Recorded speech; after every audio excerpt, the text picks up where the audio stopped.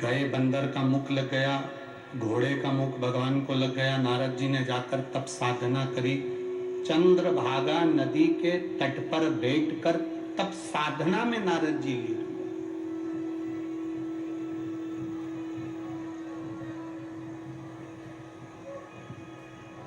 जब चंद्रभागा नदी के तट पर बैठे, वहां बैठकर जब तप साधना करना प्रारंभ करा, देखिए कोई आपसे कहे कि आप शिव महापुराण की कथा में गए तो आपने क्या करा, तो आप ये नहीं कहिएगा कि केवल कथा सुनिए।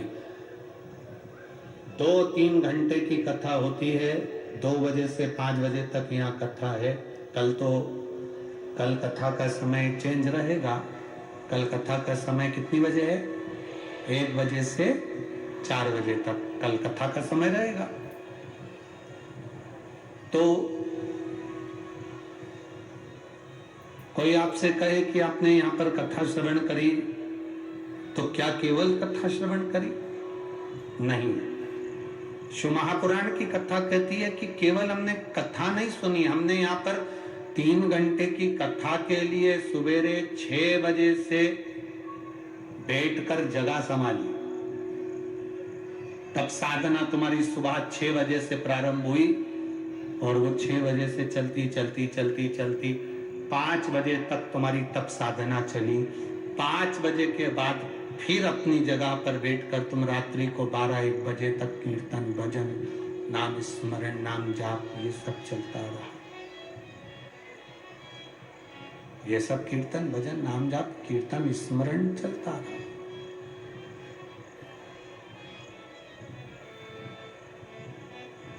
केवल 3 घंटे की कथा तो 2 बजे से 5 बजे पूरी हो जाती है, पर इसके आगे और इसके पीछे जो तुम्हारा भजन का बल है, इसके आगे और पीछे जो तुम्हारा कीर्तन का बल है, वो प्रबल है।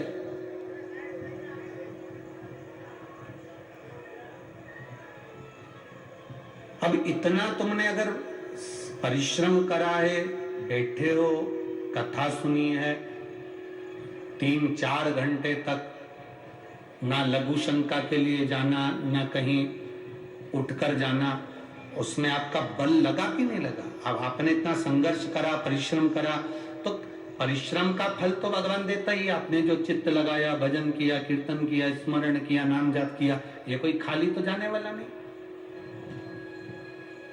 एक लड़के ने एक पत्र में लिखा है, देखिए,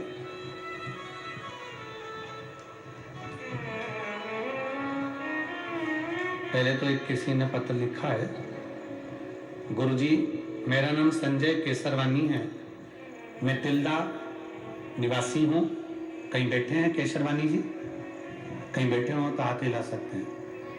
गुरुजी मेरा नाम संजय केसरवानी है, मैं तिल्दा निवासी हूँ, मेरा फोन नंबर ये है। बाबा का मैं क्या वर्णन करूं गुरुदेव, मेरा छोटा सा काम है, गुपचुप गोलगप्पे का, पानी पतासे का मैं ठेला लगाता हूं, गोलगप्पे का ठेला लगाता हूं। परिस्थिति ऐसी नहीं है गुरुदेव, बहुत संघर्ष का जीवन जिया, पर मैं बस इतना कहना चाहता हूं कि मेरे बाबा ने जो हाथ पकड़ा, मैं उसका बताना चाहता हूं आपको। पानी पूरी का ठेला लगाता हूं, गोलगप्पे का ठेला लगाता हूं, जो मिल जाता है उसमें अपने परिवार का गुजारा करता हूं। शिव मंदिर में जाना चालू कर और बाबा से केवल एक ही बात कहता था, बाबा मेरी जिंदगी तो जैसी निकल गई, पर मेरे बच्चों की जिंदगी संभाल लेना। गुरुदेव कोई मुझसे पूछे कि बाबा देवादिदेव महादेव को जल चढ़ाने का फल क्या होता है, मैं बताऊंगा कि एक ठेला चलाने वाला, पानी पतासा, गोलगप्पा बेचने वाले को बाबा जब हाथ पकड़ता है तो मेरे दोनों बेटे बेंगलोर की मल्टीनेशनल कंपनी में जॉब मिल गया और मेरे बच्चे जॉब कर रहे हैं। एक गोलगप्पा बेचने वाला, ठेला लगाने वाला, पानी पूरी बेचने वाला, दुनिया के लोगों के झूठे बर्तन हाथ में झेल कर धोता हूं, पानी पूरी खिलाता हूं, जो मिल जाता है उसमें परिवार का पालन करता हूं, पर जल चढ़ाना, पानी चढ़ाना शिव जी को आपसे सीख कर मेरे 2 बेटे बेंगलोर की मल्टीनेशनल कंपनी में जॉब कर रहे हैं। ये शिव की उदारता।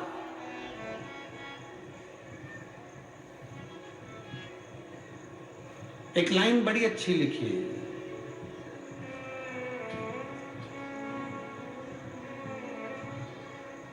बाबा सब दुख काटवा और बाबा आप ही सहारा है, मेरी नैया का आप ही किनारा है। एक लोटा जल का महत्व क्या वर्णन कर सकता है। एक पत्र और बड़ा सुंदर भाव से किसी बेटे ने लिखा है, मेरा नाम मुकेश कुमार साहू, पिता का नाम संतोष साहू है, अर्जुनी जिला बालोदा बाजार का निवासी हूँ। कहीं बैठे हैं बाबू? अगर बैठे हो तो हाथ हिला सकते हैं, जहां कहीं भी बैठे हो अपना हाथ हिला सकते हो। बालोदा बाजार का निवासी हूं, मेरा मोबाइल नंबर ये है। मैं भगवान शिव की कृपा का क्या वर्णन करूं गुरुदेव। 10 साल से रेलवे की जॉब का सपना देखकर बैठा हुआ था गुरुदेव। खूब तैयारी करी, खूब परीक्षा दी, पर सफल कभी नहीं हुआ गुरुदेव। आप कहते हो ना कि पंडाल में बैठकर कथा सुनना चाहिए और मेहनत कर कर आगे बढ़ना चाहिए। गुरुजी, मैंने भी आपकी कथा पंडाल में बैठकर श्रवण करना प्रारंभ करी गुरुदेव।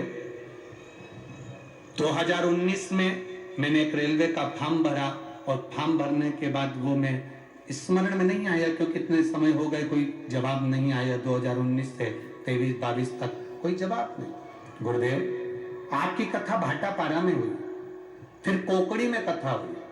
मैं अपने घर पर अपने माता पिता को कहकर कथा सुनने के लिए आया। एक जगह पर दरी बिछाकर, आसन बिछाकर, ओढ़ने का सामान साथ में लाकर बैठ गया, कथा पूरी सुनी बाबा। और वहां से जाने के बाद बाबा को जल चढ़ाना प्रारंभ करा।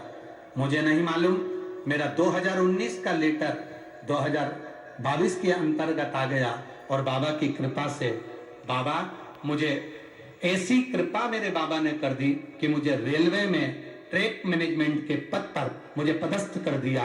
2023 के अंतर्गत मैं बाबा को यहाँ प्रणाम करने आया हूं। ये शिव तत्व है। और घड़ी लोग कहते हैं यहाँ पड़े रहने से क्या मिलेगा।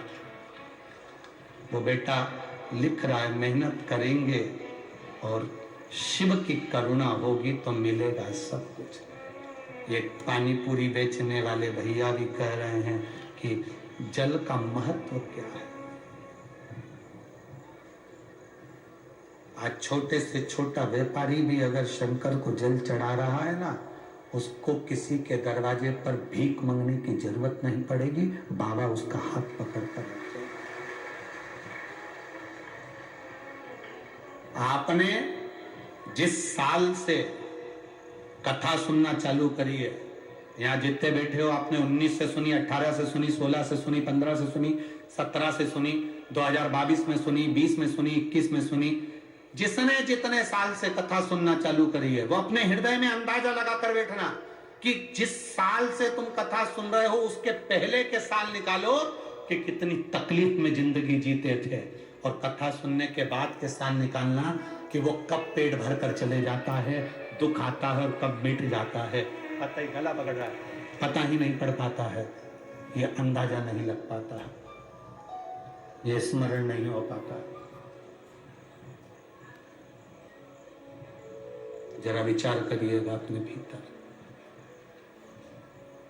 मेरे बाबा तेरी नौकरी सबसे बढ़िया है, सबसे खरी। यार लोग अग्रवाल जी कह रहे थे, घनश्याम जी अग्रवाल जी कह रहे थे, गुरु जी रात्रि को पूरा पंडाल भरा रहता है। आज वो हमको भी निमंत्रण दे रहे थे, कहे घनश्याम जी अग्रवाल जी, आज हमको भी कह रहे थे तुम भी आओ ना रात को। रात को आप भी पधारो गुरु जी। पूरा पंडाल भरा रहता है और लोग भगवान की अविरल भक्ति में। तिल्दा नेवरा के लोग कोई पोहा, कोई हलवा, कोई कुछ रात के समय आकर जब बांटते हैं वो नजारा देखने लायक होता है। आप खिला रहे हो एक अन्न का दाना, एक कॉपी पर लिख लेना कि मैंने 5 तारीख को 4 तारीख को 10 रुपए का पानी पिलाया है। 3 महीने इंतजार जरूर करना। जब बालोद में कथा हो ना, तुम्हारा पत्र जरूर आएगा कि मेरे को 10 रुपए के पानी के पाउच ने मुझे बाबा ने निहाल कर दिया। क्या देता है वो हमको भी नहीं मालूम, पर वो घड़ी है, उसका नाम कुबेरेश्वर महादेव है, कुबेर भंडारी कहते हैं। शिव महापुराण नहीं आती, हम कहते हैं कुबेर भंडारी खुद आता है स्वयं। क्या देता है, क्या प्रदान करता है पता नहीं।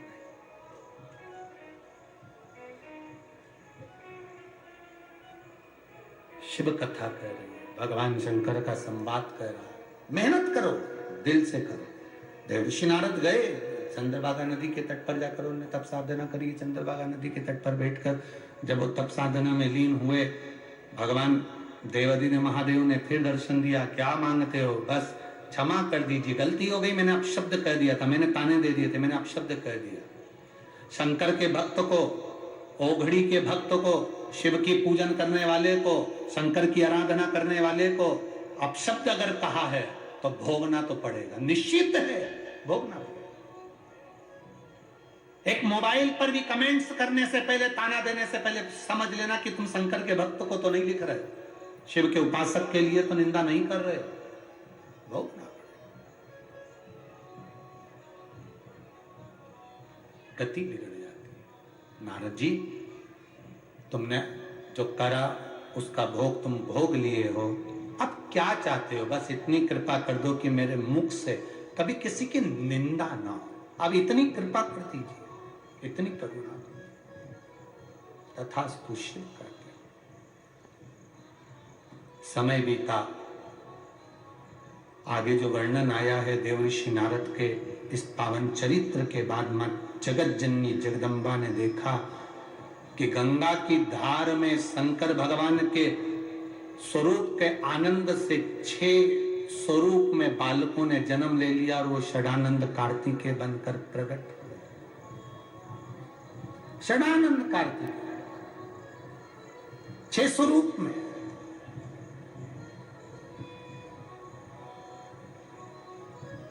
हमने जो मांगा वो कम नहीं है।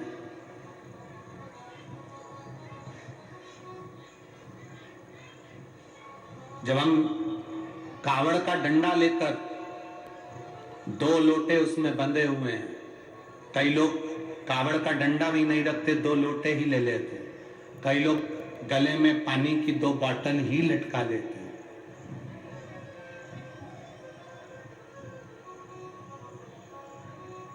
शिव जी को जल चढ़ाया, एक कलश का जल शंकर जी को चढ़ाकर, दूसरे कलश का जल थोड़ा चढ़ाकर, उसमें से जल बचाकर लाकर शिव का चढ़ा हुआ जल दूसरे वाला पात्र जो खाली करा है उसमें झेल कर लाकर, हम जिस स्थान पर अपना घर है, जिस घर के अंदर जो पानी का हंडा है, मटका है, परिंडा है, अब आपकी भाषा में आप क्या बोलते हो छत्तीसगढ़ में, जहां पानी भरते हो रसोई घर में, हंडा भरते हो, मटका भरते हो, पानी की बाल्टी, हंडा, जहां रसोई घर के अंदर पीने का पानी रखते हो, उस स्थान पर जब हम कावड़ का जल लेकर आते हैं, थोड़ा सा उसको एक कटोरी में 2 दिन तक उस कावड़ के जल को एक कटोरी में उस पानी के हंडे के पास रखते हैं, और एक घी का दीप हमें 2 दिवस तक रोज शाम के समय लगाना चाहिए। क्यों? उससे हमारे गए हुए जो पितृ हैं, पूर्वज हैं, वो जहां पर भी होते हैं उनकी मुक्ति तो होती ही है, साथ में वो हमको आशीर्वाद देते हैं, दूधो नाव कूटो फलो, और जीवन का आनंद सुख, ये हमारे पूर्वजों का फल हमें प्राप्त हो जाता है।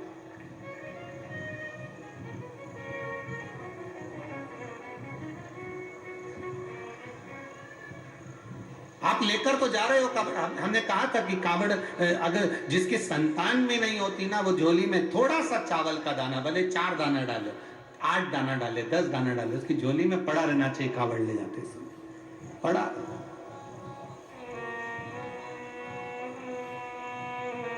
जो बेटी, जो बेटा, जो युवान बहन भाई जिस भाव से कावड़ उठा रहे हैं, वो अपने घर से जब स्वस्तिक, आप कुकू का, रोली का, जो रोली होती है, कंकु होता है, उसका जब स्वस्तिक बनाकर जाएं तो स्वस्तिक बनाते समय आपके मन में कामना होना चाहिए कि मेरे बाबा, मैं तेरे भरोसे पर ये कावड़ लेकर आ रही हूं और मेरा विश्वास कहता है तो मुझे खाली नहीं छोड़ेगा। कावड़ का जल में चढ़ाऊंगी और चढ़ाकर जब आऊंगी, ये मेरा विश्वास कहता है अगली कांवड़ की जब तैयारी होगी ना बाबा, उससे पहले तू मेरी झोलियां खुशियों से भर देगा। ये मेरा विश्वास कहता है, ये मेरा भरोसा कहता है, ये मेरी दृढ़ता कहती है।